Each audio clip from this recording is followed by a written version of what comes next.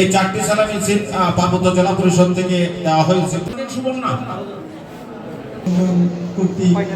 প্রশিক্ষণ গ্রহণের পর এই জন্যই আমি সবাইকে বলবো অল্পতে হাল ছাড়া যাবে না।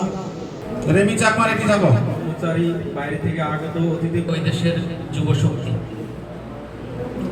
কারণ দেখেন, পপুলেশন প্যাটার্ন যদি আমরা দেখি তাহলে কাজ করে কারা? একটা পপুলেশনে 3 ধরনের জনগোষ্ঠী থাকে। একটা হচ্ছে শিশু, আরেকটা হচ্ছে বয়োবৃদ্ধ।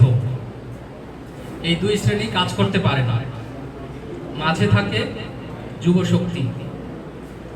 তারাই মূলত একটি দেশে কাজ করে এবং তারাই মূলত একটি দেশের অর্থনীতিকে এগিয়ে নেয়।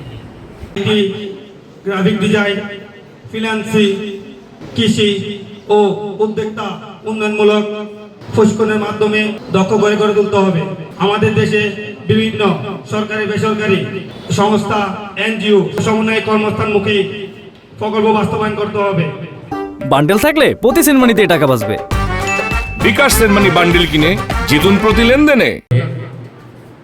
ইউএনএফপিএ জাতিসংঘ ইউএনএফপি অর্থাৎ ইউনাইটেড নেশন পপুলেশন ফান্ড একটা রিপোর্ট পেশ করেছে। সেখানেও উনি যে কথা বলেছেন, এটা সম্প্রতি আমাদের বাংলাদেশের পপুলেশনের 3টা স্তর উল্লেখ করা আছে। আমাদের 0 থেকে 14-15 বছর পর্যন্ত এবং 15 থেকে 60 বছর 60 ঊর্ধ্বে। তো আমাদের অত্যন্ত ভালো হলো আমাদের 15 থেকে 60 বছর মধ্যে 65% জনসংখ্যা অবস্থা, অর্থাৎ যারা কর্মক্ষম এই গোষ্ঠীটা আমাদের সবচেয়ে ভালো অবস্থায় আছে। তো বৃদ্ধের অবস্থা 7%। এটা আসলে এত খারাপও না, ভালো না বৃদ্ধরা। তো এই যে আমাদের কর্মক্ষম মানুষদের অর্থাৎ দেশকে পরিবর্তন করার জন্য সবাই এরা কাজ করতে পারে, কিন্তু একটা আমাদের এটা একটা বাধা হলো আমাদের কর্মসংস্থানের অভাব।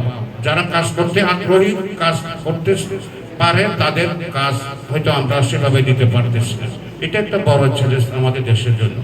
তো একটা আসলে কি বলবো, যেটা হলো আমাদের দেশের প্রত্যেকটা সেক্টর অনেক ডেভেলপ করেছে। আমাদের জনসংখ্যার কথা সবাই জানি, পাকিস্তানের কথা ছিল, আমরা কি অবস্থা আছে সেটা একটা ইউএনএফপি যে রিপোর্টটা পেশ করেছে সেখানেও আমাদের ভালো অবস্থা আছে। আমাদের টিএফআর বলে টোটাল ফার্টিলিটি রেট, অর্থাৎ একজন মহিলা গড় সন্তান সংখ্যা, সেটা এখন আমাদের একটা সহনীয় পর্যায়ে আছে। এরপরে প্রদীপ ত্রিপুরা